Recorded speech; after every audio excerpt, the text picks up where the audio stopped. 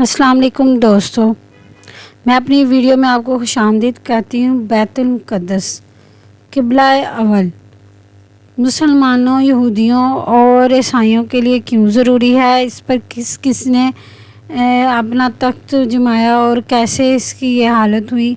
चलते हैं अपनी वीडियो की तरफ। रुझान बिन सुलेमान को तख्त पर बैठे 5 साल हुए थे कि शाह मिस्री शाक ने यरूशलेम की तरफ पेशकदमी की और बग़ैर मज़ाहमत के शहर में दाखिल हो गया। वह हैकल उस्मानी और इबादत गाह की तमाम कीमती अशिया शाही खजानों के साथ लूट कर ले गया। जेज़े करा ने अपने दौर में हैकल उस्मानी की अज़मत को बहाल किया। यहूद की पहली कौम तबाही और बर्बादी बख्त नसर के हाथों 558 हिजरी में हुई। इस तबाही में न सिर्फ हैकल सुलेमानी का नामो निशान मिट गया बल्कि दीगर सहाफ़ के साथ तौरात भी गायब हो गई। बख्त नसर के इस हमले के बाद ताबूत सकीना ऐसा गायब हुआ कि आज तक इसका सुराग नहीं लगाया जा सका।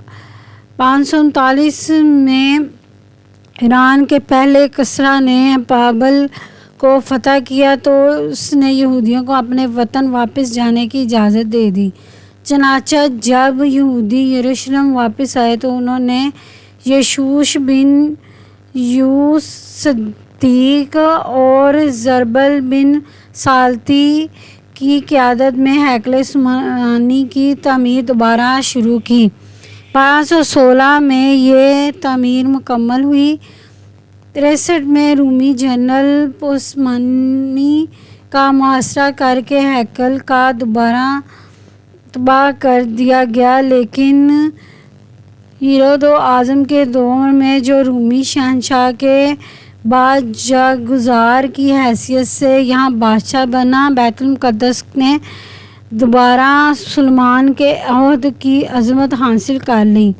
इस बादशाह ने हैकल सुलेमानी को असल नौ अज़मत बख्शी बकौल कैप्टन वारन हीरो के वसी और हैकल का रकबा तकरीबन 1000 फीट था।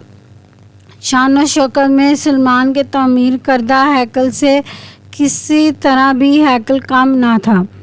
70 में जब रूमी शहंशाह तीतस शहर में दाखिल हुआ और रूमी सिपाही यहूदियों का ताबुक करते हुए हैकल के अंदरूनी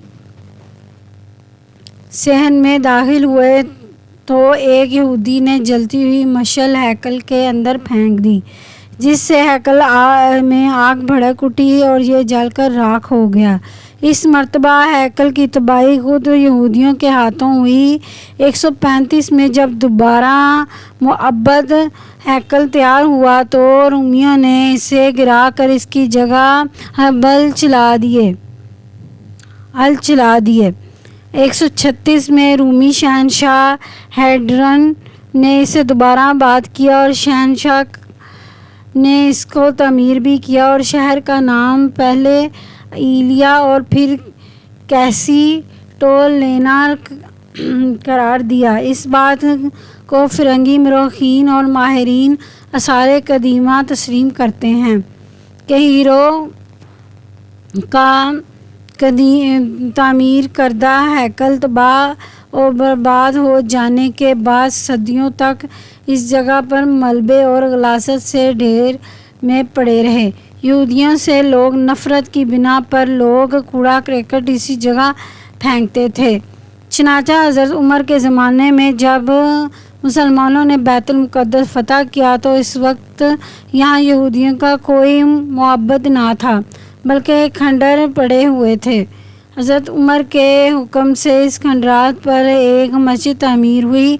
इस कदीम स्याह आर्कलफ ने भी एक सादा मस्जिद का ज़िक्र किया है जो 670 में मुक़द्दस मकामात की ज़ियारत के लिए बैतुल मुक़द्दस में आया था।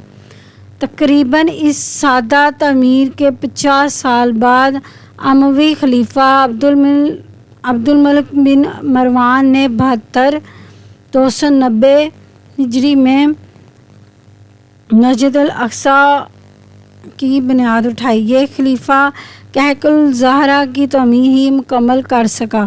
مسجد الاقصیٰ کی تعمیر کا کام جو ادھورا رہ گیا تھا ولید بن عبد الملک نے مکمل کرایا۔ وہ مقدس مقامات جن کی بدولت یہ مقدس شہر مسلمانوں، عیسائیوں، یہودیوں کی عقیدت کا مرکز ہے، اکثر و بیشتر کی اس شہر کی مشرقی پہاڑی پر ایک احاطے میں ہیں، جس کو مسلمان حرم شریف، یہودی بیت العجم کے نام سے پکارتے ہیں۔ یہ بیت المقدس کا مقدس ترین حصہ ہے۔ ڈاکٹر برکلے کے بیان کے مطابق حرم شریف 35 ایکڑ پر مشتمل ہے۔ مسجد الاقصیٰ اور کہکل الزہرا اسی حرم میں ہیں۔ حرم میں جگہ جگہ بلند مقامات ہیں جہاں مسلمان محراب کہتے ہیں اور اس کے سامنے نوافل ادا کرتے ہیں۔